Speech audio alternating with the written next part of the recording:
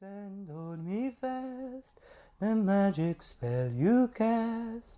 This is la vie en rose.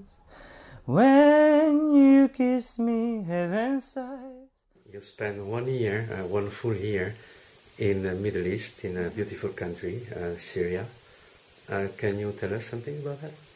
Yes, so I spent actually 5 months in Syria. So I took a gap year between my masters, between the 2 years of my masters, and I wanted to study Arabic there. So the thing was that I arrived in Syria knowing that I can register in university for sessions, 1 month sessions, with lots of people from all over the world, like a lot of Europeans, some American, Japanese, also Chinese.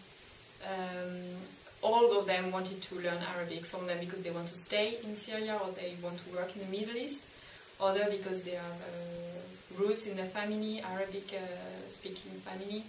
And it was very interesting to learn the language, like 4 hours a day, and also to every day to be in the country, to speak with the people, to practice the language, to know the culture. It was very, very interesting.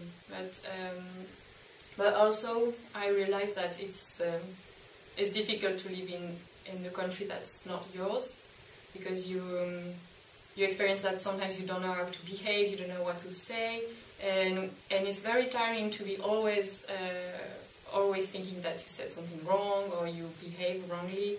And so I thought, I really understood there that sometimes when you're tired, it's very nice to be with people of your country, when you can say what you want and you know what their reaction will be. And I understood that if I stay in a foreign country, I think after a certain period of time, I will reproduce this to go back with French or European. And that was not the reason why I wanted to go abroad. So that's why I thought again and thought that maybe it's not a good idea to work abroad. A last question. Mm-hmm. You're living in Paris. You're living in France. So for a lot of people in the world, it's a very romantic country. In the city of light, it's a beautiful city, especially now and the beginning of autumn. Because in your work, you deal with people who are really suffering, are looking for help to be recognized, to find a shelter and also a place where they can live in peace. So what does this kind of work tells you about the world outside Paris? Well, it's true that a lot of people, they came to Paris and because they were attracted to the city. They had maybe an image that was better than what it is for them now. Because it's true that Paris is a beautiful city. It's also a city with a lot of inequalities. Some people who live very richly, and a lot of people who arrive, they have nothing, they don't have a job, they cannot claim the social aid at first. It's very, very difficult.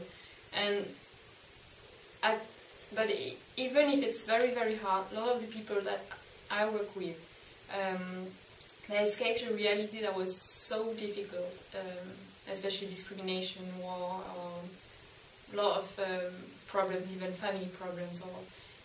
It was so hard. They were ready to do anything to escape this. And now I see them here, ready to do any job to stay. But even if what they chose, I don't think they could imagine what it would be like. They imagine it would be hard. They imagine that maybe they don't have a lot of money, everything. But I don't think they imagine that accommodation is so hard to find, or that it's so hard to be a stranger, because it's not your culture. It's a shock to be abroad. Lots of them, they left their kids or their family abroad. So yeah, I think for them Paris is, at least their insecurity their life is insecurity.